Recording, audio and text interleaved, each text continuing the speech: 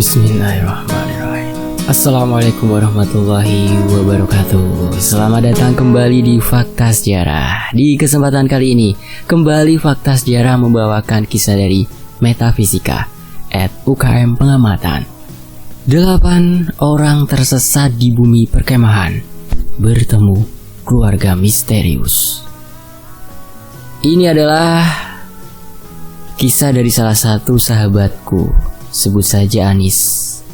Entah momen ataupun sebuah kebetulan semata, aku sudah mengenalnya lebih dari 5 tahun lamanya. Namun, selama ini dia tidak pernah menceritakan hal ini. Sebelum kita masuk ke ceritanya, mari kita berdoa dulu.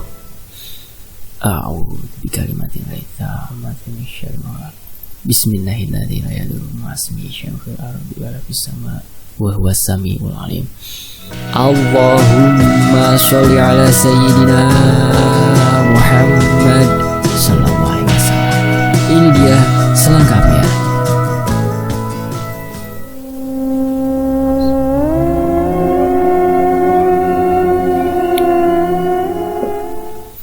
Kisah di mana dia dan keenam temannya beserta seorang guru tersesat di sebuah bumi perkemahan yang cukup luas, tepatnya di lereng Gunung Lawu.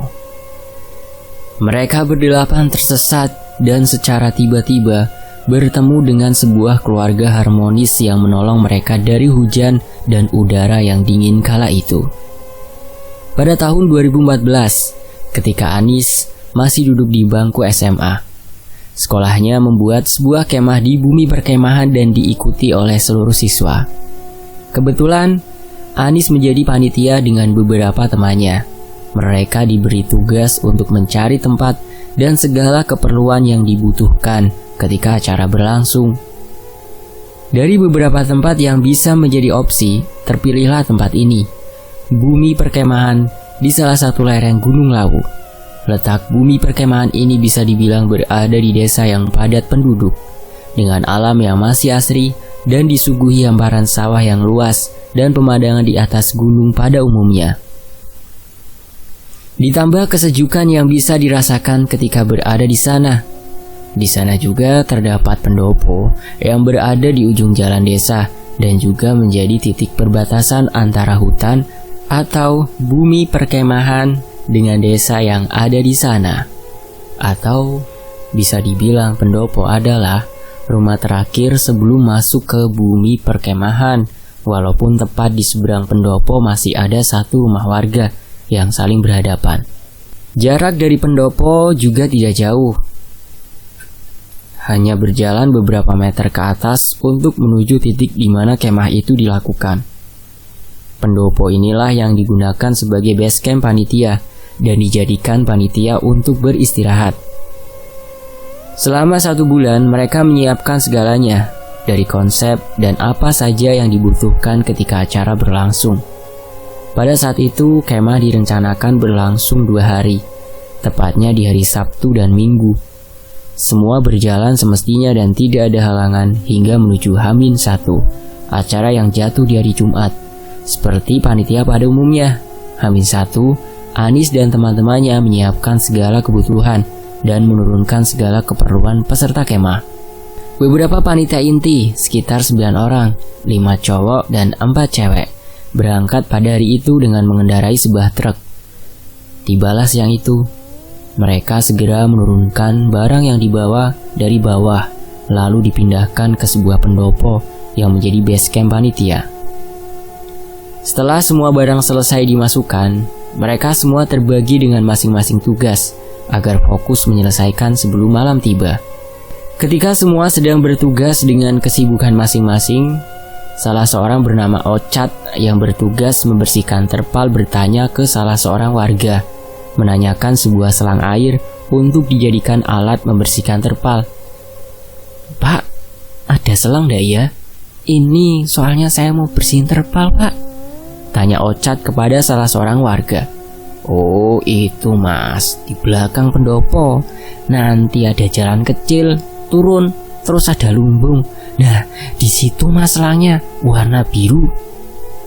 Ocat segera mengambil selang dengan berjalan menuju lumbung. Lumbung adalah rumah kecil untuk tempat menyimpan barang yang dimaksudkan salah seorang warga. Ketika ia berjalan menuju lumbung dan menuruni jalan kecil yang hanya bisa dilewati dengan satu kaki, ia melihat seorang bapak-bapak sedang memotong rumput di sebuah petakan tanah tepat di sebelah kanannya. "Monggo, Pak." Ocat yang mencoba menyapa bapak-bapak yang dilihatnya. Bapak itu hanya diam, tidak ada jawaban. Dan bapak itu masih mengayunkan sebilah arit memotong rumput. Ocat pada saat itu tidak berpikir aneh karena mungkin bapak itu tidak mendengar apa yang dia katakan. Beberapa menit berselang, dengan sedikit perjuangan, Ocat berhasil menemukan selang air dikarenakan beberapa barang yang berserakan dan tidak adanya penerangan sedikit pun membuatnya kesusahan mencari di mana letak selang air itu. Ketika ia kembali ke arah pendopo, tepatnya di sebuah tanjakan kecil yang hanya dilewati satu kaki, ia masih melihat sosok bapak yang pertama kali ia lihat di tempat yang sama. Otomatis Ocat mencoba mengucapkan salam untuk kedua kalinya. "Monggo, Pak," dengan suara lebih keras dari sebelumnya. Masih tidak ada jawaban, dan sosok bapak itu masih mengayunkan sebilah arit ke rumput di depannya. Ocat bingung kenapa bapak itu tidak meresponnya lagi. Karena penasaran, beberapa langkah Ocat berjalan. Ia memalingkan badan dan mencoba mengamati seksama ke arah sosok bapak itu. Dan benar saja, tak berselang lama, "Brinding!" Bulu kuduk Ocat berdiri dengan sendirinya tatkala mengamati pergerakan sosok bapak-bapak yang ia lihat. Di situ Ocat tersadar bahwa sosok bapak-bapak yang dilihatnya itu tidak berpindah tempat dengan posisi yang sama dan gerakan yang selalu sama dari pertama ia lihat hingga kembali dari mengambil selang air. Gerakan itu selalu terulang. Bahkan ketika Ocat menatap persekian detik, sosok bapak itu benar-benar melakukan gerakan yang selalu sama. Bahkan tangan ataupun posisi duduk tidak bergeser sedikit pun. Gerakan yang berulang membuat Ocat ketakutan hingga membuatnya berlari menuju pendopo. Dan tanpa pikir panjang membersihkan terpal itu dengan sedikit tergesa-gesa. Walaupun dalam benaknya masih bertanya-tanya dengan apa yang dilihatnya. Bahkan di dalam lubuk hatinya ingin rasanya mencoba mengecek kembali dan menjawab rasa penasaran dengan sosok bapak-bapak yang ia lihat. Namun ia mengurungkan niat dengan menaruh selang itu di pendopo tanpa mengembalikan. Ocat pun memilih tidak menceritakan apa yang dilihatnya dengan teman-teman karena takut itu hanyalah halusinasi semata. Sore harinya, tepat setelah maghrib, setelah semua tugas sudah diselesaikan beriringan dengan kejadian awal yang dialami Ocat, beberapa panitia memutuskan untuk beristirahat dengan bersantai di dalam pendopo, sembari menonton film dengan sebuah tab yang dibawa Anis dan ditemani satu teko penuh teh panas.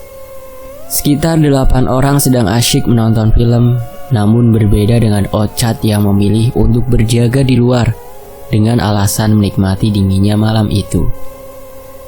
Ocat seperti tidak kapok dengan kejadian awal tadi, dan memang Ocat dikenal orang yang pemberani dari yang lain. Namun tak lama,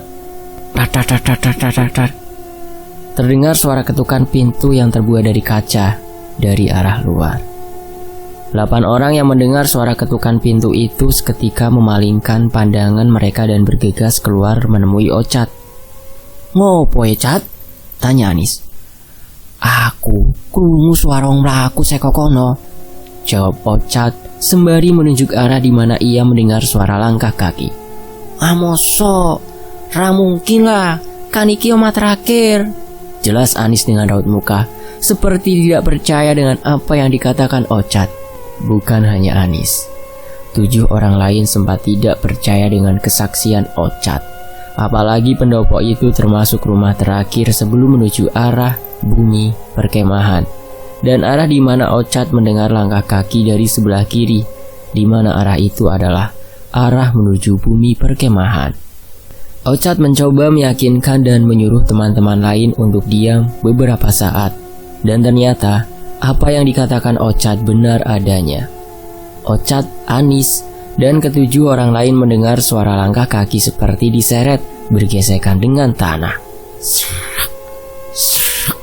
Suara langkah kaki itu benar-benar jelas terdengar. Bahkan semuanya mendengar dari arah sumber suara yang memang tidak jauh dari pendopo. Anis dan yang lain mencoba mengecek dari mana sumber suara itu, namun tidak melihat apapun yang membuat suara itu timbul.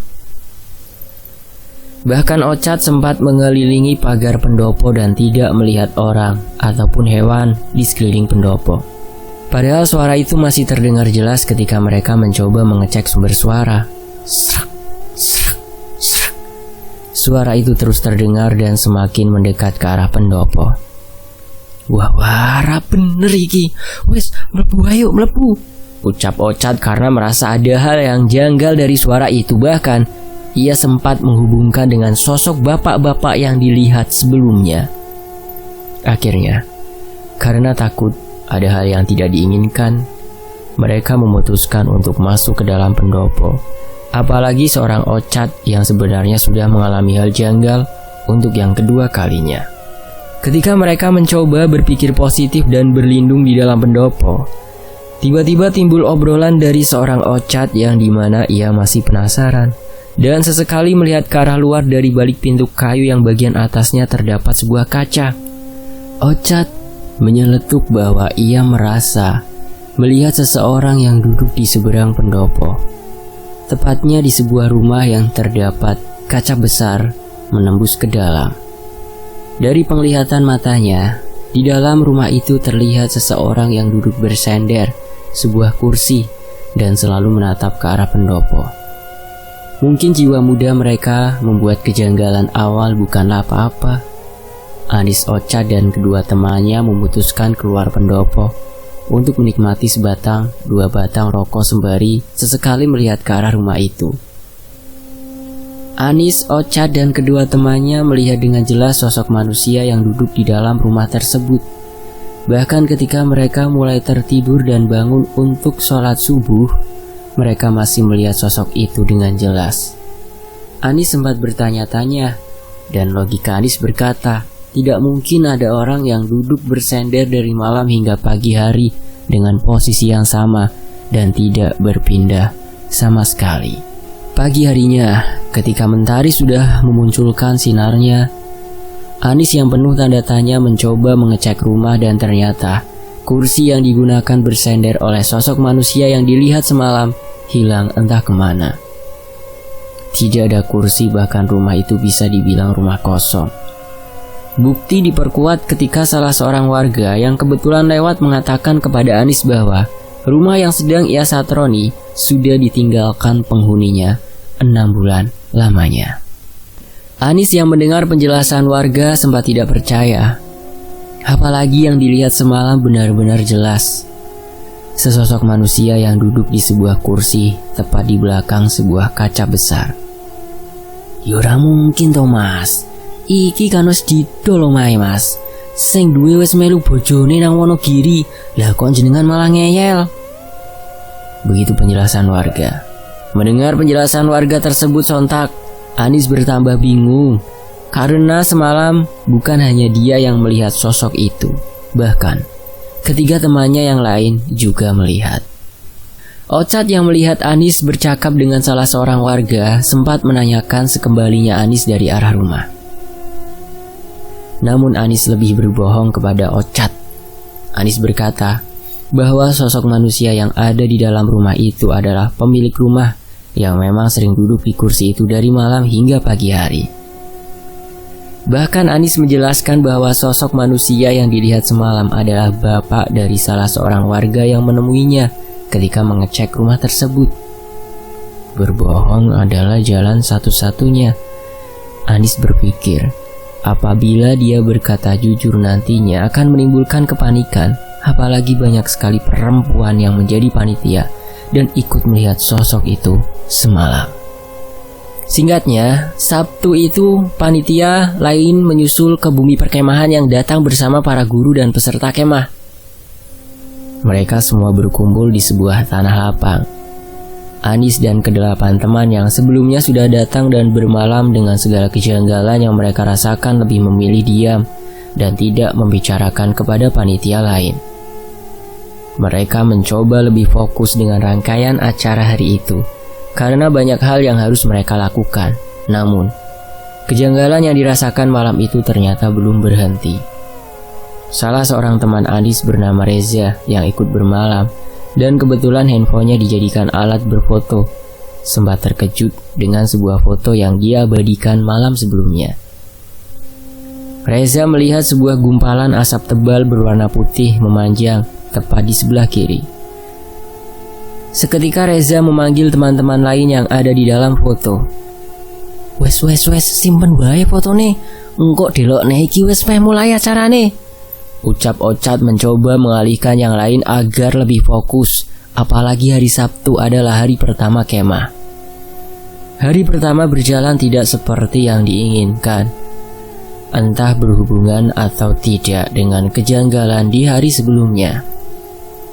Pagi hari, cuaca sangat panas, bahkan terasa sangat terik, walaupun udara sejuk masih bisa dirasakan. Namun tepat setelah zuhur, cuaca berubah drastis. Tiba-tiba hujan deras disertai angin kencang. Anis yang bertanggung jawab sebagai kur acara sempat kebingungan. Awalnya siang itu ia berencana ingin melakukan survei jalur yang digunakan untuk outbound. Memang dari rentetan acara, minggu pagi akan diadakan outbound dengan mengelilingi sekitar bumi perkemahan. Anis dan teman-temannya sempat berdiskusi apakah harus melakukan survei dengan keadaan hujan atau harus menunggu hujan berhenti. Ini gimana? Kalau kita nunggu hujan kemalaman, rawan juga nanti kalau malam kita nyari jalur, ucap salah seorang. Ya udah, kita ke jalur nunggu agak reda aja. Ini masih deres kok, jawab Anis. Ketika hujan agak reda, tepat pukul 15, sekitar 7 orang dengan formasi 4 laki-laki. Anis, Junet, Resa, Ocat, dan 3 perempuan. Ada Ayu, Maya, dan Lia. Mereka bersiap untuk melakukan survei jalur.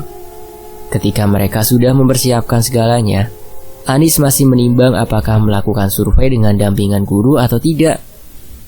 Anis sempat bertanya kepada guru pembina dan sempat dilarang apabila mereka melakukan survei jalur tanpa dampingan guru. Akhirnya dicarilah salah seorang bernama Guru Pak Anto untuk menemani ke-7 orang melakukan survei jalur outbound. Total 8 orang yang akan melakukan survei jalur. Mereka berjalan ke atas berbekal jas hujan yang mereka pakai. Mereka mulai berjalan melewati pematang sawah dan hutan yang cukup lebat. Berjalan sekitar 30 menit, udara semakin dingin dengan hujan yang masih sesekali turun dengan deras. Kabut mulai turun dan membuat beberapa dari mereka menggigil. Tak lama salah seorang bernama Ayu tiba-tiba merasakan lemas dan pusing, bahkan tidak mampu untuk berjalan. Pak Anto yang tidak tega melihat Ayu meminta Anis menghubungi panitia yang ada di base camp dengan sebuah HT, dengan membawakan sebuah tandu untuk mengevakuasi Ayu turun dan membawakan HT baru karena handy talkie yang dibawa saat itu tidak bisa bertahan lama dengan daya baterai yang tersisa. Datanglah 5 orang untuk menjemput Ayu. Ketika mereka sudah menaikkan Ayu ke tandu dan bersiap turun, ada yang gantiin Ayu dong. Kamu aja Yun biar gak ganjil, ucap Junet yang meminta Yuni menggantikan Ayu. Yuni kemudian mengiyakan dan menggantikan Ayu melanjutkan survei jalur pada hari itu. Waktu terus berjalan. Hari semakin gelap, ditambah cahaya matahari yang tertutup awan mendung. Mereka tersadar tidak membawa senter sebagai sumber cahaya waktu itu. Bahkan GPS ataupun maps yang seharusnya mereka bawa tertinggal di base camp. Dari awal, dalam pemikiran mereka, jalur yang akan mereka lewati tidak jauh dan tidak memakan waktu yang lama. Mereka tidak berpikir apa yang sebenarnya akan mereka hadapi di depan mereka. Walaupun sebenarnya Anis dan beberapa panitia sudah melakukan survei sebelumnya, seminggu sebelumnya. namun dengan kondisi yang berbeda. Ditambah Ayu yang ketika itu sakit, membuat waktu mereka terbuang untuk menunggu evakuasi dari bawah. Singkat cerita, mereka tetap berusaha untuk melanjutkan pencarian jalur dan akhirnya menemukan beberapa tempat yang dirasa cocok untuk outbound. Mereka menandai semua tempat dengan batu dan tongkat agar mudah mengingat, dan memang di setiap perjalanan yang mereka lewati selalu menandai dengan rafia dan tanda panah ketika menemui persimpangan jalan. Namun saat itu, Anis dan Ochad merasa bahwa jalur yang mereka lewati bersama yang lain agak berbeda dari seminggu yang lalu ketika melakukan survei. Anis dan Ochad mencoba berpikir positif bahwa jalur yang mereka lewati adalah jalur yang sebenarnya, hanya nampak berbeda karena kondisi jalur yang gelap. Keanehan muncul ketika Anis mencoba menghubungi panitia yang ada di base camp dengan handy-talkie yang dibawanya. HT tidak berfungsi, padahal indikator baterai masih dalam keadaan penuh. Anis masih mencoba mengotak-atik HT dan berusaha menghubungi panitia lain. Sempat terhubung, namun setiap kata yang Anis ucapkan, HT itu mati dengan sendirinya. Anis masih mencoba berpikir positif. Mungkin karena hujan membuat HT tidak berfungsi normal. Apalagi posisi di tengah hutan membuat HT tidak bisa menangkap sinyal secara sempurna. Singkat cerita, tepat sebelum maghrib sekitar pukul 17.30, sampailah mereka di sebuah lapangan terbuka. Disinilah Anis merasa lega. Anis teringat ketika survei seminggu sebelumnya. Dia sempat tiba di lapangan terbuka itu, namun dari arah sebaliknya. Mereka memutuskan untuk beristirahat dan melaksanakan sholat.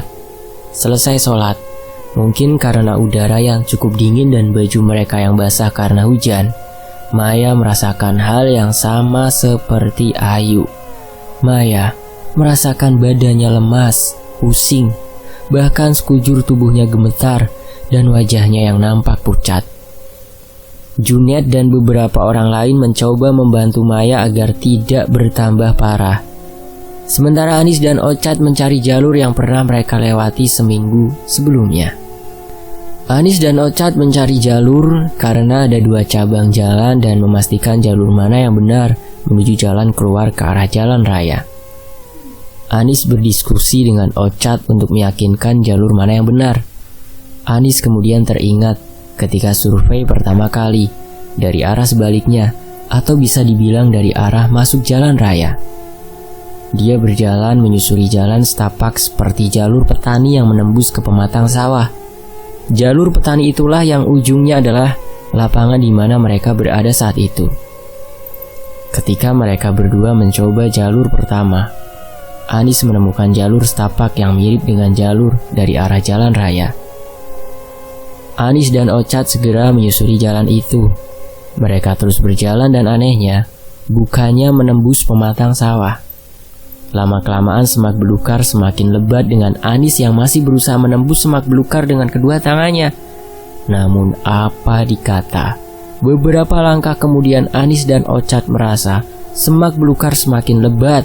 Bahkan kedua tangannya sudah tidak sanggup untuk menebas semak belukar. Mereka berdua merasa ada yang janggal dengan jalur itu. Karena logika mereka berkata, jalur ini tidak mungkin dilewati manusia. Seperti sudah beberapa tahun tidak dilewati. Cat, iki kok koyake buntu ya dalane. Padahal kan iki setapak pas wingi dhewe lewat. Ucap Anis sembari melihat sekelilingnya. Iya aku yang ngrasa ngono iki to. Wes fix iki buntu. Balik wae malah wedi aku neneng kene. Jelas Ochad yang ternyata merasakan hal yang sama dengan Anis. Pada saat itu, Anis merasakan hal yang sangat janggal dengan jalan yang dilewatinya. Padahal dia benar-benar ingat di mana jalan itulah yang menuju ke arah jalan raya. Bahkan, di saat Anis mencoba membuka semak belukar, bulu kuduknya sempat berdiri beberapa kali. Apalagi ketika dia melihat semak belukar yang menjulang tinggi melebihi tubuhnya. Anis dan Ocat kembali ke arah lapangan terbuka dan memberitahu yang lain bahwa jalan pertama buntu dan tidak ada jalan keluar karena tertutup semak belukar. Yuni dan Lia yang mendengar kabar dari Anis sontak menangis. Mereka meyakini bahwa saat itu benar-benar tersesat dan tidak bisa kembali ke bumi perkemahan. Pak Anto tak tinggal diam. Dia mencoba menenangkan dan meyakinkan bahwa pasti akan ada jalan keluar menuju perkemahan. Bingung dan takut, itulah yang dirasakan Anis saat itu. Karena jalan yang ia yakini menuju jalan keluar ternyata hanyalah jalan buntu. Apalagi HT yang ia bawa sudah benar-benar tidak berfungsi yang sebenarnya berguna menghubungi panitia lain untuk meminta petunjuk jalan. Mereka sempat berdiskusi antara kembali ke jalur sebelumnya atau memilih jalur kedua. Akhirnya, Pak Anto memutuskan untuk berjalan menyusuri jalur kedua dengan pertimbangan apabila melewati jalur sebelumnya akan memakan waktu yang cukup lama. Ya sudah, kita lewat jalur mobil aja. Cuma itu jalan yang ke arah bawah. Jelas Pak Anto mencoba menenangkan yang lain. Memang di jalur kedua dianggap sebagai jalur mobil karena mereka melihat bekas galian ban mobil dan adanya dua jalan beton yang di tengahnya terbelah oleh tanah yang dipenuhi rumputan. Tetapi jalur ini bukan jalan menuju bumi perkemahan, melainkan jalan yang menembus ke desa lain. Dan dari 8 orang belum pernah ada yang melewati jalur ini. Anis dan yang lain mengiyakan pilihan Pak Anto. Dalam logika mereka saat itu akan menemukan rumah warga ketika memilih jalan turun. Dan mulailah langkah demi langkah berjalan beriringan. 2 di depan, yaitu Pak Anto dan Ocat. 5 orang di tengah, Maya, Lia, Yuni, Anis, Reza, dan Junet berada paling belakang. Mulai muncul rasa was-was, apalagi 3 perempuan lain, Lia dan Yuni, yang sudah terlihat pucat karena takut tidak menemukan jalan keluar, ditambah Maya yang kondisinya semakin memburuk. Anis dan yang lain mencoba menghibur ketiga perempuan dengan bernyanyi sekeras mungkin dan melempar candaan agar mengalihkan rasa takut mereka, sembari berharap ada yang mendengar suara mereka dari kejauhan. Berjalan sekitar 30 menit dengan nyanyian dan candaan yang selalu mereka lontarkan. Tiba-tiba Junet yang berada paling belakang meremas bahu Reza yang berada persis di depannya. Langkah Reza sontak terhenti. "Apa, Jun?" tanya Reza yang terkejut dan seketika menatap Junet seperti kebingungan mencari sesuatu di sekelilingnya. "Wes rak popo, delok ngarep wae," jawab Junet ketakutan. Junet dan Reza melanjutkan langkah mereka dengan Reza yang masih kebingungan. Kenapa Junet meremas bahunya secara tiba-tiba? Tak lama berselang, giliran Anis yang melihat tingkah aneh Junet. Junet berjalan tersendat seperti ada sesuatu yang menghalangi di sela-sela kakinya, bahkan sempat membuatnya terpleset beberapa kali. "Kamu kenapa, Jun? Sakit apa?" tanya Anis kepada Junet. Enggak, rapopo," jawab Junet dengan posisi kepala ke bawah seperti tidak ingin menatap arah depan. Udah Nis, terus saja, nggak usah lihat ke belakang," Reza yang mencoba meyakinkan Anis. Reza merasa bukan hanya dia yang menganggap tingkah aneh Junet, apalagi ketika melihat Anis yang tersadar dengan langkah kaki Junet yang tersendat beberapa kali. Dalam perjalanan itu Reza sempat menduga-duga kenapa Junet bertingkah seperti itu. Puncaknya, Reza teringat sebuah obrolan di kantin SMA bersama seorang Junet. Reza ingat betul Junet pernah bercerita bahwa dia punya keistimewaan dalam penglihatannya. Disinilah Reza mulai mengerti kenapa Junet bertingkah aneh. Namun Reza tidak berani menanyakan apa yang sebenarnya Junet lihat pada saat itu. Apalagi masih berada di tengah hutan dan masih mencari jalan keluar. Mereka terus berjalan turun dan muncul sebuah harapan ketika Anis melihat sebuah titik cahaya dari kejauhan. "Weh, itu ada lampu, Pak. Itu kayaknya rumah warga," Langkah kaki mereka semakin cepat menuju arah cahaya itu. Namun anehnya, ketika mereka terus berjalan menuju titik cahaya, mereka merasa titik cahaya itu semakin lama semakin jauh dan jalan yang mereka lewati seperti tidak berujung. Anehnya lagi, bukannya vegetasi semakin berkurang, malah sebaliknya. Vegetasi di sekitar semakin lama semakin lebat, seperti mengarah kembali ke hutan. Namun mereka tetap terus berjalan dan yakin akan menemukan sebuah rumah. Terus berjalan dan akhirnya harapan untuk menemukan pemukiman menjadi kenyataan ketika mereka melihat sebuah rumah, atau bisa dibilang satu-satunya rumah tepat di mana mereka bertemu dengan sebuah jalan bercabang. Ada 2 jalan ke arah kiri dan lurus, dan rumah yang mereka lihat adalah menuju arah kiri. Tanpa pikir panjang, mereka langsung mengambil jalur kiri untuk menuju arah rumah itu. Dengan melihat kondisi mereka yang sudah lelah dan baju yang lembab karena hujan sepanjang perjalanan. Pak Anto berinisiatif untuk mengetuk rumah dengan tujuan meminta air dan meminta izin beristirahat sejenak di rumah tersebut. Lega menemukan sebuah rumah setelah berjalan tak tentu arah dan kejanggalan-kejanggalan yang dialami. Akhirnya mereka bisa mengistirahatkan badan dan bisa membersihkan badan sembari membuang hajat yang sudah mereka tahan beberapa jam. Akan tetapi, disinilah sebenarnya puncak dari perjalanan mereka. Teman-teman bisa lihat itu foto ya, salah satu foto sebelum menuju jalur survei. Ada fotonya ya. Dan diketuklah pintu rumah itu. Tak lama keluarlah seorang ibu-ibu berkerudung, berperawakan kurus dengan menggendong seorang bayi dan 2 anak kecil yang mengikuti sang ibu dari dalam rumah. Semua terlihat normal tanpa keanehan apapun. Dari bentuk rumah terlihat normal, bahkan hampir mirip rumah biasanya. Dari perawakan sosok ibu sang pemilik rumah juga benar-benar biasa saja, karena tidak ada rasa curiga sedikit pun pada saat itu.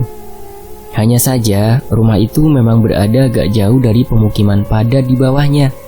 Rumah itu berada di batas vegetasi dan rumah itu adalah rumah satu-satunya yang berada di sana. Pak Anto menemui sang ibu dan menjelaskan bahwa mereka sempat tersesat dan meminta izin untuk beristirahat sejenak. Sang ibu mempersilahkan dan mereka semua duduk di teras rumah, terkecuali Junet yang duduk terpisah dan menjauh dari yang lain. Berselang beberapa menit, sang ibu keluar dari dalam rumah sembari membawa nampan berisi 8 cangkir kopi dan sebuah toples biskuit. Ketika mereka menikmati hidangan kopi dan biskuit itu dengan lahap, Anis merasakan kenikmatan kopi yang ia minum sangat nikmat dengan manis yang pas. Bahkan ia merasa kopi itu seperti menjadi energi dari badannya yang lelah setelah perjalanan yang cukup panjang. Walaupun saat itu sempat terbesit pikiran keheranan dengan biskuit yang ia makan, karena di dalam kaleng itu tidak ada biskuit yang utuh, hanya terdapat potongan-potongan biskuit di dalamnya. "Zak, biskuitnya remuk kabeh." "Yoi, aku yo mikir kuwi, koyoke mergo anake yo." Candaan yang terlontar dari Anis kepada Reza tentang biskuit itu. Sempat ada obrolan antara Pak Anto dan sosok ibu itu. Bahkan si ibu sempat menanyakan datang dari mana dan bertanya kenapa bisa tersesat di dalam hutan. Obrolan itu berlanjut hingga Pak Anto bertanya di manakah sang suami berada. Karena memang dari pertama datang hingga kopi yang semakin lama semakin berkurang tidak melihat sang suami. "Bapak tang pundi nggih, Bu? Kok kula dereng sumaos?" "Oh, bapak nembe teng masjid, Pak. Isaan teng masjid, jamaah," kata ibu itu. Begitulah penuturan sosok ibu ketika ditanya di mana suaminya berada. Di sisi lain, Reza, Ochad dan Anis melihat tingkah Junet yang semakin aneh. Junet seperti memikirkan sesuatu dan lebih sering menunjukkan tatapan kosong. Junet tidak mau meminum kopi yang sudah disuguhkan. Bahkan dia seperti menolak menatap ke arah teman-teman lain, tepatnya ke arah rumah. Sempat dipaksa, namun Junet tetap menolak dan lebih memilih tidur di sebuah tangga rumah. sempat ada kecurigaan.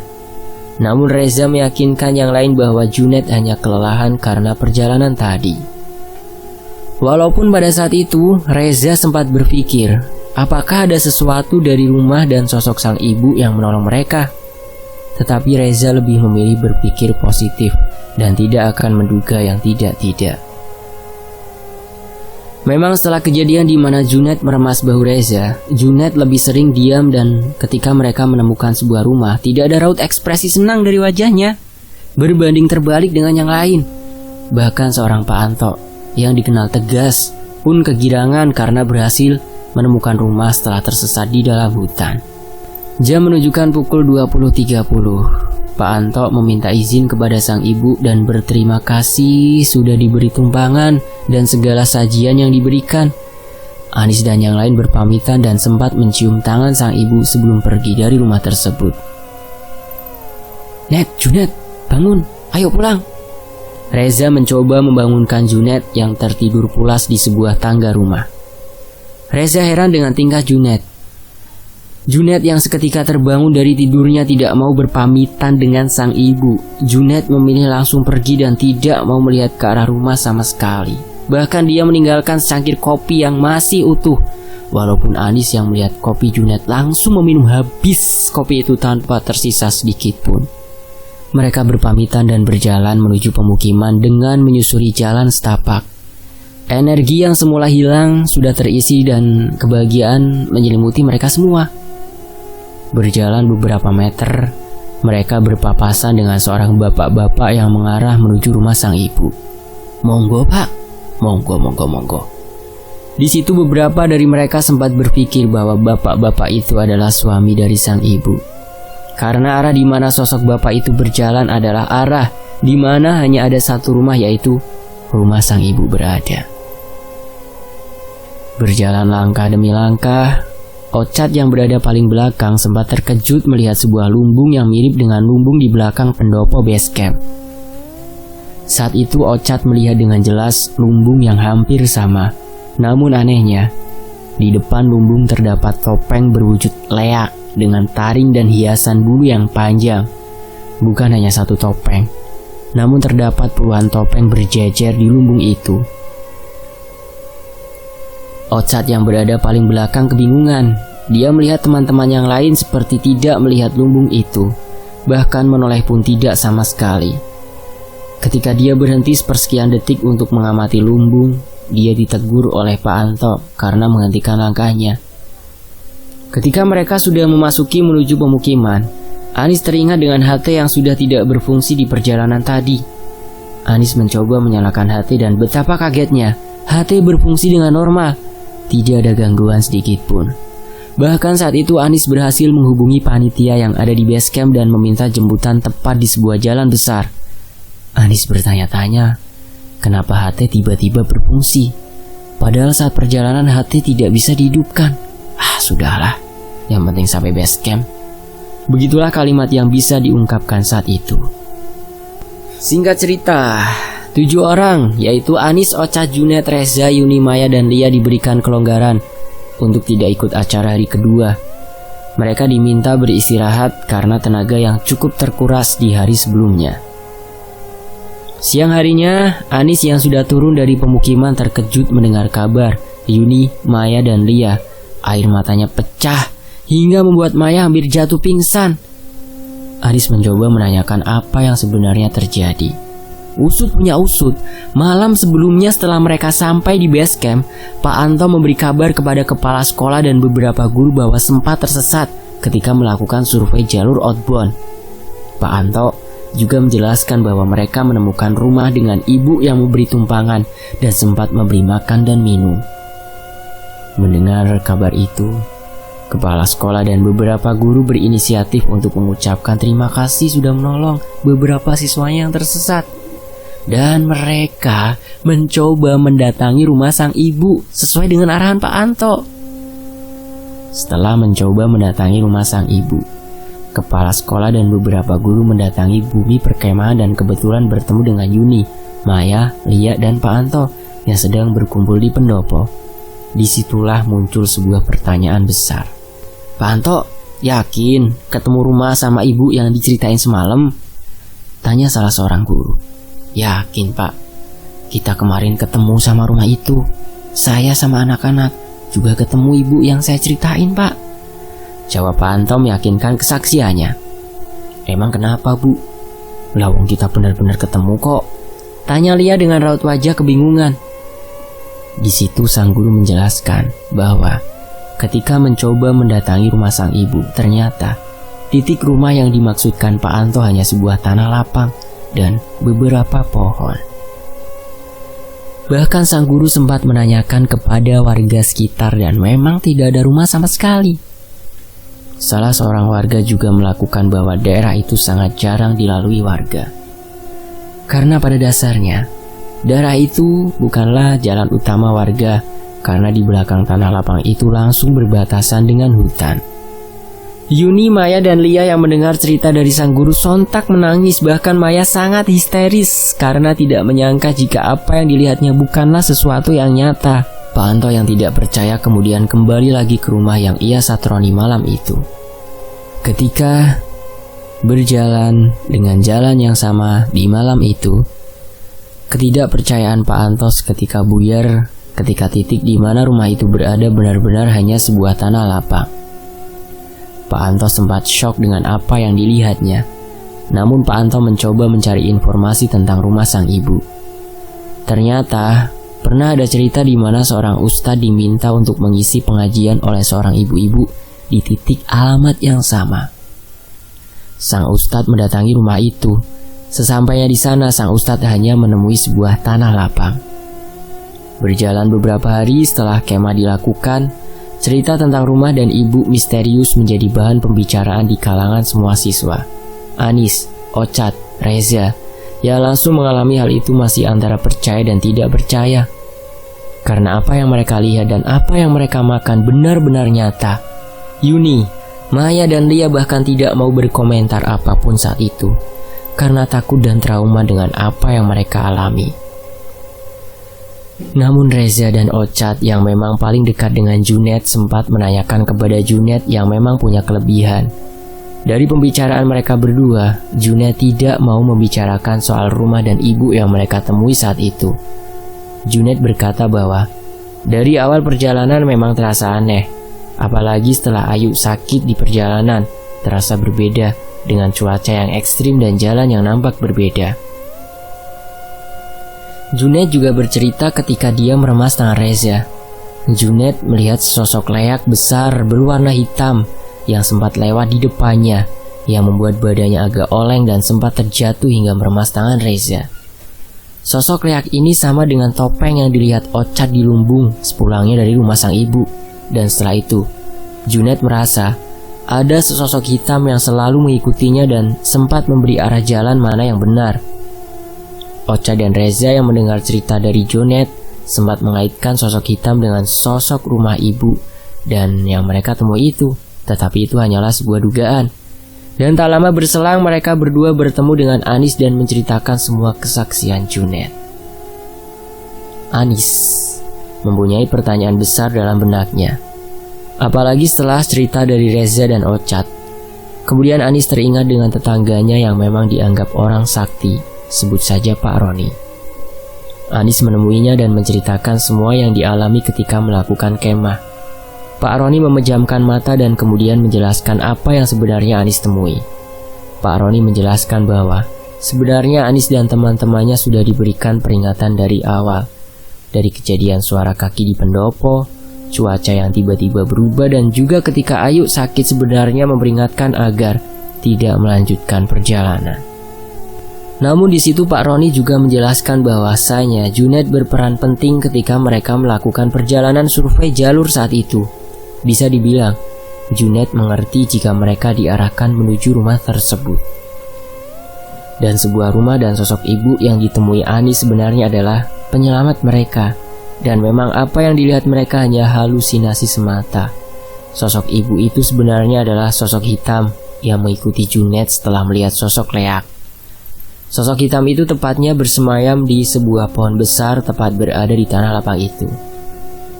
Pertanyaan Anis paling besar adalah, apa wujud sebenarnya kopi yang ia minum dan biskuit itu? Jawaban yang cukup mencengangkan dari Pak Roni. Pak Roni menjelaskan bahwa kopi yang ia minum sebenarnya adalah air kotoran yang berwarna hitam pekat, air peceren. Dan biskuit itu adalah potongan serbuk kayu. Anis masih belum percaya dengan penjelasan Pak Roni, karena pada saat itu Anis merasa kopi yang dia minum benar-benar menambah energi yang hilang. Bahkan Anis masih ingat dengan rasa dan aftertaste dari kopi tersebut yang adalah air comberan. Akan tetapi, dari penjelasan Pak Roni soal biskuit yang disuguhkan, Anis merasa sesuai dengan apa yang dilihatnya saat itu. Karena ketika Anis memakan biskuit tersebut, semua biskuit hanya terdapat potongan kecil dan tidak ada biskuit yang utuh. Logika Anis berkata, kemungkinan dalam sebuah toples biskuit seharusnya ada 1 atau 2 buah biskuit yang utuh lah. Akan tetapi di dalam toples tersebut semua biskuit berbentuk potongan kecil. Tidak hanya Anis, Reza juga merasakan hal yang sama saat itu. Memang cerita dari Anis masih banyak pertanyaan yang belum terjawab hingga saat ini. Apalagi yang menjadi pertanyaan, apa yang sebenarnya dilihat Junet saat itu ketika bertemu dengan sosok rumah dan sang ibu? Apabila dilihat dari tempat yang digunakan untuk kegiatan kemah, konon dulunya adalah tempat para danyang dan sering digunakan sebagai ritual tertentu. Dan konon katanya, dulu ada orang sakti yang pernah berencana akan mengubah tempat itu sebagai sesuatu yang besar, namun urung dilakukan karena sudah diketahui orang lain. Pengalaman Anis yang sudah terjadi sejak 7 tahun lalu ini sangat membekas dalam benaknya. Tapi anehnya, terakhir kali ia bertemu dengan Pak Roni, komunikasi dengan ke-8 orang seperti terputus secara alami. Entah sebuah kebetulan atau memang sesuatu yang direncanakan. Bahkan, seorang Junet yang baru-baru ini berusaha dihubungi untuk menjelaskan hal itu tidak pernah merespon sama sekali. Hanya Ochad dan Reza yang mau membagikan dan mencoba flashback dengan kejadian 7 tahun yang lalu.